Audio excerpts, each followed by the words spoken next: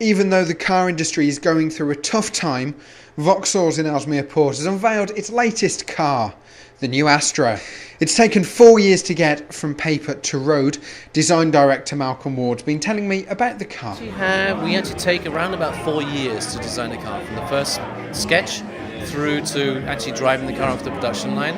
The design part of that is around about 2 years. So the first 2 years, and obviously we're integrating very closely and sharing information and learning from our engineers. It takes around about 2 years, until the designer finally signs off and says that's it, and off it goes.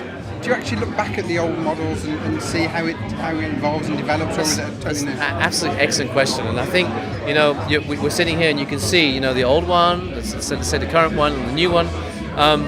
With the new Astra, and you'll see this in a minute.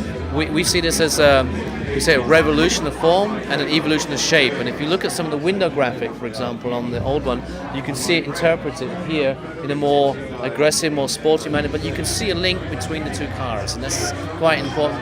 And actually, on the C-pillar as well, there's some very strong references to a very old car from the records, record coupe, and you see really strong similarities there. So we actually do try and take some of those design elements and mix them up together again with this very new format. Well, Ellesmere Port's plant director is Tom Schmidt. I asked him how important the new Astra is to the future of the factory. It's very important. I think the launch of this new program, as we're in our 6th day of launch as I speak, is the future of Ellesmere Port. And I think it's absolutely critical that we build the product on time with the highest quality and lowest cost moving forward. So it's very critical to the future of Vauxhall Port. Now the Astra is in production. How much does the focus now turn to future models, things like the Ampere and things like that? Well, I think what we need to focus on today is what's in our hands. And what we have in our hands is to launch this new product. We will always continue to look at more volume for Ellesmere Port, because in the manufacturing world, volume is the only friend we have. So we need to focus on what we have today. If you can just look slightly at ownership, it's been a few months of speculation and rumour.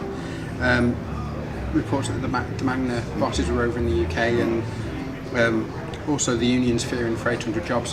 How do you respond to those type of accusations, rumours that go around at the moment? It's very simple. It's all speculation. What we need to deal with facts, and the facts we have in front of us is that we are in the process of launching the future product for Ellesmere Port, and that's the new Astra. Well, what about the car? 4 doors and a boot space that you'd expect from a compact family car. The styling inside is a continuation of that found in the new Insignia. There's a USB and audio input for MP3 players. They come as standard. And for those long family trips, you'll find room inside for over 4.5 litres of drinks bottles in various places. Product launch manager Lindsay Wickens explains it might not be what people expect though. The reality is, as a customer would come to this vehicle, they won't perceive it to be a Vauxhall. Automatically, it doesn't look anything like any other Vauxhall we've ever produced before. We've gone for a much more aggressive design, we've gone for much more stylised. This is to evoke the enthusiasm of the customer basically. And to look at the vehicle itself, you'll see very, very sporty lines, you'll see a much lower, much squatter profile to the vehicle. We understand that we're competing in the market, and as a consequence of that, we're targeting some of the key features that we think customers are looking for.